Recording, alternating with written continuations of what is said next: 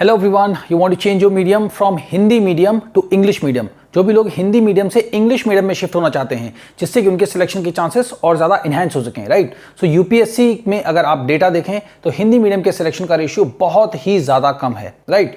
उसका सबसे important reason ये है कि English language as a barrier, ठीक है, इंग्लिश लैंग्वेज ना आने की वजह से इस पर्टिकुलर एग्जामिनेशन में हिंदी मीडियम का रिजल्ट बहुत ज़्यादा पुअर होता जा रहा है, राइट। अब सीधे बात करते हैं कि मीडियम को चेंज कैसे किया जा सकता है, राइट। सबसे पहला जो मोस्ट इंपॉर्टेंट सोर्स है, जो सबसे मोस्ट इंपॉर्टेंट सोर्स है, द हिंदू न्यूज़पेपर और द इंडियन एक्सप्रेस। अगर आप इनको रीड करते हैं तो डेफिनेटली ये आपकी अंडरस्टैंडिंग को, आपकी रेशनल पावर को बहुत ज़्यादा इन्हांस करते हैं, जो कि इस एग्जामिनेशन में बहुत ज़्यादा ज़रूरी है, right.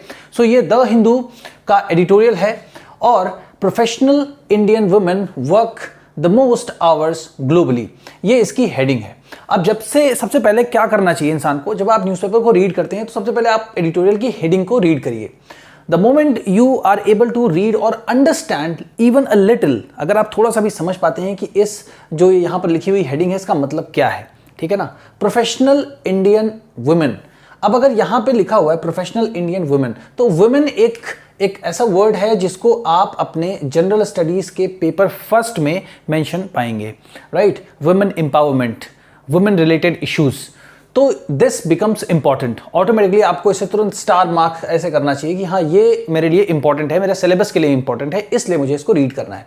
Now professional Indian women work the most, work the most का मतलब क्या होता है, सबसे ज्यादा काम करती हैं, सबसे ज्यादा घंटे काम करती हैं ग्लोबली, पूरे वर्ल्ड में। जो इंडियन वुमेन हैं अपने इंडिया में जो हैं, या इंडियन वुमेन जो आउटसाइड भी हैं, तो इंडिया में जितनी वर्किंग वुमेन है, प्रोफेशनल मतलब क्या है, वर्किंग वुमेन बेसिकली, ठीक है ना, जो लोग वर्क में हैं, जॉब करते हैं, सबसे ज्यादा काम करती हैं पूरे वर्ल्ड में। अगर कंपैरिजन किया जाए ग्लोबली, मतलब क्या है, पूरे विश्व में अगर कंपैरिजन किया जाए कि जो इंडिया की वुमेन है वो सबसे ज्यादा काम करती हैं, तो हाँ, इंडिया की वुमेन सबसे ज्यादा काम करती हैं।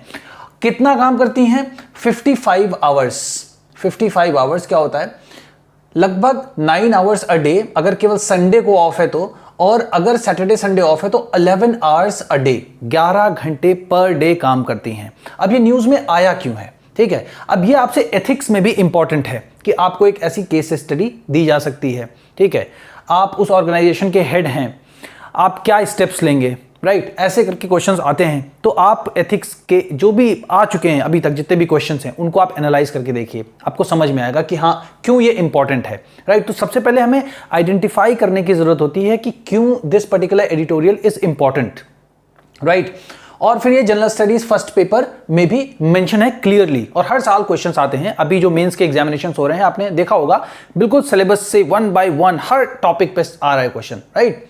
सो जनरल स्टडीज पेपर 1 से रिलेटेड है, एथिक्स से रिलेटेड है। इंटरव्यू में भी इस तरीके की केस स्टडीज आपके सामने रखी जा सकती हैं जहां से पूछा जा सकता है आपको कि आप इस पर्टिकुलर सिचुएशन में हैं, आप क्या करेंगे, राइट। सो इस वजह से this becomes very very important for us to understand, right. English में ग्रामर आपको सबसे ज्यादा लगती है, ग्रामर बहुत बड़ी चीज है, ग्रामर नहीं आती तो मैं कैसे समझ पाऊंगा या समझ पाऊंगी, राइट। अभी इसको रीड करेंगे, विल अंडरस्टैंड, हमें यह भी समझ में आएगा कि कितना नोट्स लेना है, कौन सी चीज को नोट्स बनाना होता है, कैसे समझना होता है। So let us start, right. Professional Indian women work the most hours globally, ऐसे पढ़ना है, professional Indian women work the most. जब आप एक बार रीड करना स्टार्ट कर जाएंगे ना तो फिर आपकी आदत पड़ जाएगी, जब भी ऐसे वर्ड्स आएंगे वर्क द मोस्ट, तो वर्क द मोस्ट मतलब सबसे ज्यादा काम करती हैं, सबसे ज्यादा घंटे काम करती हैं ग्लोबली। कौन?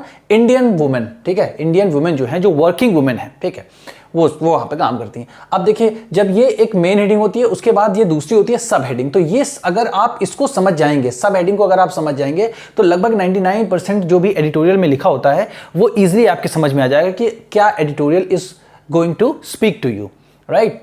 सो यंग इंडियन वुमेन, तो यंग इंडियन वुमेन आप यहां पे लिखें या आप एम्प्लॉयज लिख दें या इंडियन वुमेन एम्प्लॉयज लिख दें, ठीक है, सबका मतलब एक ही है। तो young Indian women in professional jobs, professional jobs basically क्या होता है, प्राइवेट सेक्टर हो गया या हमारा कुछ भी हो गया, ये हमारा हो गया, ठीक है। Professional jobs are working over 55 hours a week, 55 hours a week. तो ये सबसे इंपॉर्टेंट हमारे पास एक फैक्ट हो गया, डेटा हो गया, जिसको हमें नोट करना है, ठीक है। कहीं भी कोई भी वुमेन कहीं भी काम करे बाहर, उसको क्या बोलेंगे हम? प्रोफेशनल जॉब, ठीक है ना, professional job. Are working over 55 hours a day. तो 55 घंटे एक सप्ताह में काम करती हैं महिलाएं। तो ये पहला फैक्ट हो गया जो सबसे इंपॉर्टेंट है, जिसे हमें नोट करके रखना चाहिए, राइट। अब ये हुआ क्यों है, क्यों ये चीज सामने आई है, तो अब ये पूरी स्टोरी यहां पे बताई जा रही है। कैसे हुआ? The death of Anna Sebastian Perayil, ये इनका नाम है, एना सेबेस्टियन पेरियल, ये एक वुमेन है, ठीक है। द डेथ, इनकी डेथ हो गई है। कैसे हुई? 26 year old she chartered accountant थी, 26 ईयर ओल्ड, ओनली 26 साल की, right, based in Pune, Pune में काम करती थी ये। Has led to intense discussion about the workload of professionals in India. अब ऐसे ही क्वेश्चन आ सकता है सीधे के सीधे, यहीं से ऐसे ही, यही वर्ड्स होते हैं जो इंग्लिश मीडियम में जब भी क्वेश्चन आते हैं, workload of the professionals in India, right. तो ऐसे करके क्वेश्चन आ सकता है। तो ये जो लाइंस है ना जो इसमें आती हैं न्यूज़पेपर में, वही वर्बैटिम इसी तरीके से क्वेश्चन पूछे जाते हैं, राइट। अब क्या है? Based Pune, has led to intense. अब आपको लगता होगा ये has led to intense discussion, ये क्या है? मतलब यही तो ग्रामर हो जाती है, आपको यही लगता है यही ग्रामर है, ये समझ। तो आपको अब ऐसे ग्रामर नहीं पढ़नी जैसे आप शुरू से पढ़ते आ रहे हैं, आपको ग्रामर सिर्फ ऐसे पढ़नी है कि इसकी वजह से, जैसे जो ये लड़की है 26 ईयर ओल्ड की, जिसकी डेथ हो गई है, ठीक है, उसकी डेथ की वजह से क्या हुआ? इंटेंस डिस्कशन, इंटेंस मतलब बहुत ज्यादा, इंटेंस मतलब बहुत ज्यादा, डिस्कशन मतलब चर्चा होने लगी किसके बारे में? About the workload of professionals in India. Professionals मतलब क्या हो गया? एम्प्लॉइज। प्रोफेशनल मतलब क्या हो गया?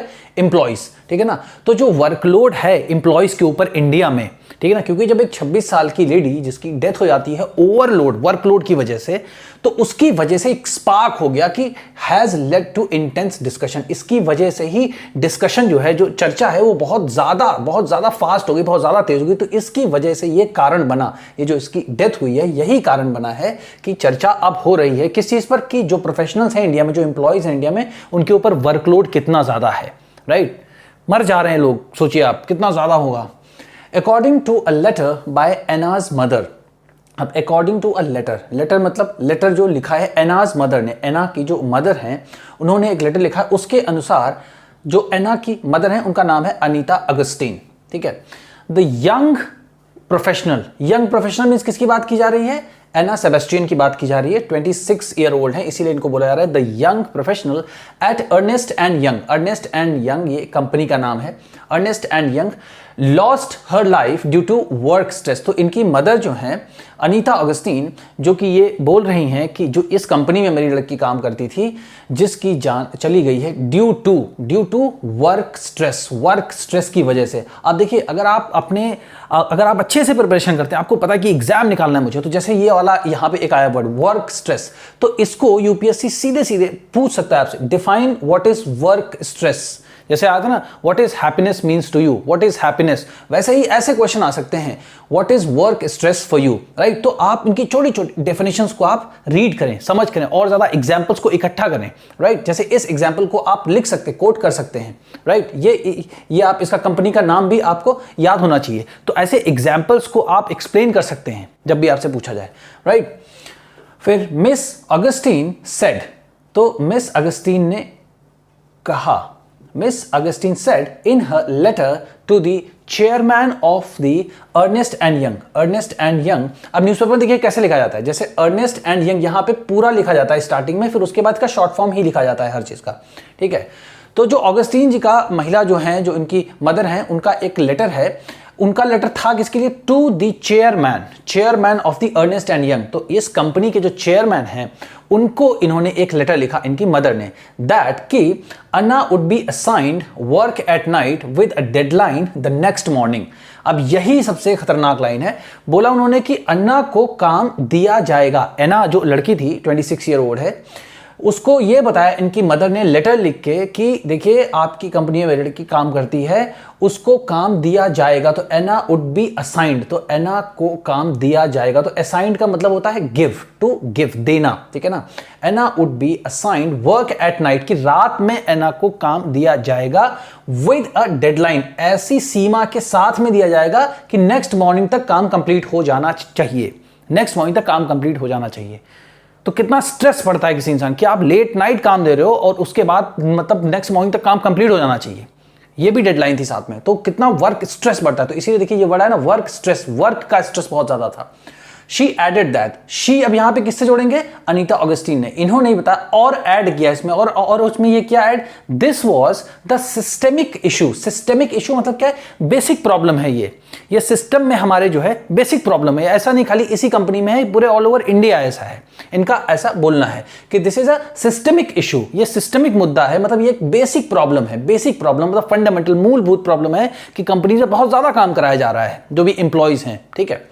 सिस्टमिक इशू, तो ऐसे वर्ड्स आ सकते हैं, आपको ऐसे चीजों को लिख सकते हैं आप कि this is a systemic issue, systemic, okay, systematic नहीं, systemic issue and goes beyond managers and teams. और बोल रहे हैं कि ये बियॉन्ड मतलब क्या है कि मैनेजर जो होते हैं और जो पूरी टीम होती है उनके कंट्रोल से बाहर होता है ये सब, ठीक है, मतलब टॉप मैनेजमेंट ये सब डिसाइड करता है, ठीक।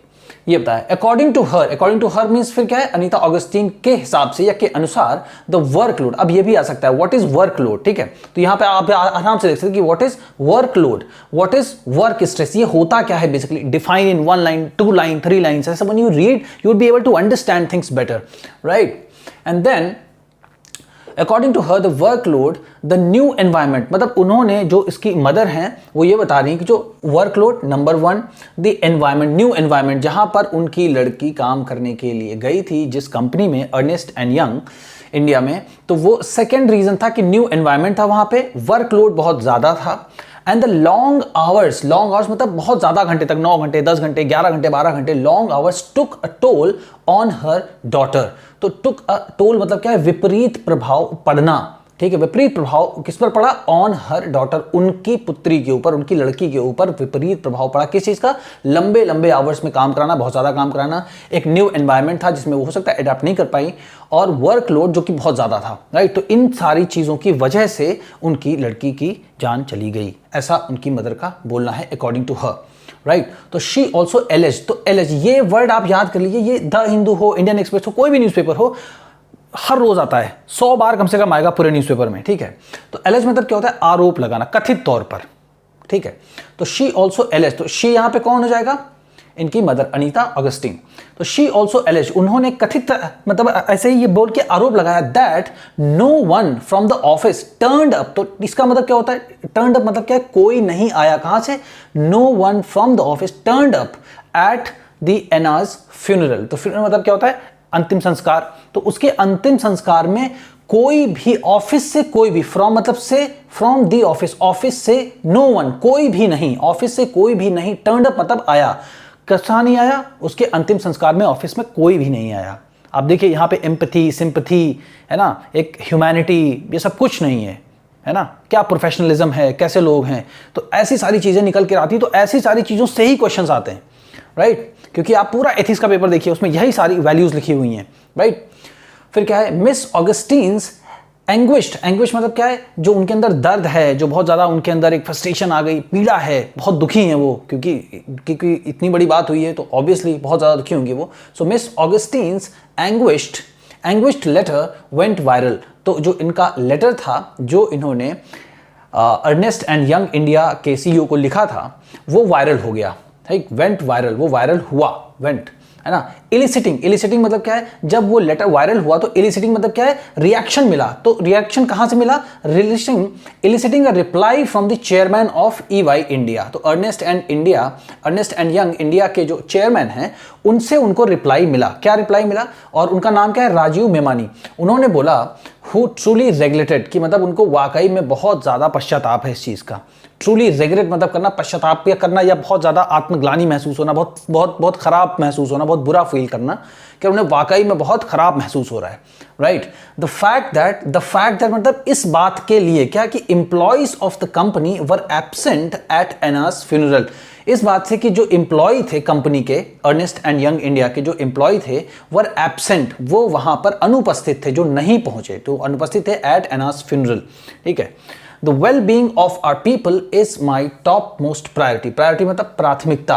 मैं बताऊं कि well-being मतलब कि हमारे जो एम्प्लॉयज हैं उनके साथ अच्छा हो, उनकी लाइफ अच्छी हो और ज़्यादा बेटर हो, well-being हो, बढ़िया हो, ये हमारी जो है first priority, top most priority है। ऐसा किसने कहा, राजीव मेमानी ने कहा, जो कि अर्नेस्ट एंड यंग इंडिया के CEO हैं, चेयरमैन हैं, आप कुछ भी बोल सकते हैं, टॉप मैनेजमेंट में हैं, ठीक है। तो ऐसे तरीके से when you start reading editorials like this, then you believe that slowly you would be able to change your medium, and it is not that kind of tough कि grammar नहीं आती, then we will not be able to understand things better, right? So just try to recall these kind of stories. You can use them anywhere in the syllabus wherever women issues comes, right? So general studies paper first, where women empowerment is mentioned, right? In ethics also case studies might come related to this particular issue, right? In interview you might be asked these kind of questions, right? So try to speak these kind of things, and you can see the number on my left type. 7080507433 is the number. You can write a note on this particular topic and then send it. Just take a WhatsApp snap and then send it to me. I'll be reflecting back on you. Try to improve and share this particular channel among all the Hindi medium aspirants, जिससे ज़्यादा से ज़्यादा जो Hindi medium के aspirants हैं उनके medium को change किया जा सके और उनके सिलेक्शन के रेशियोज को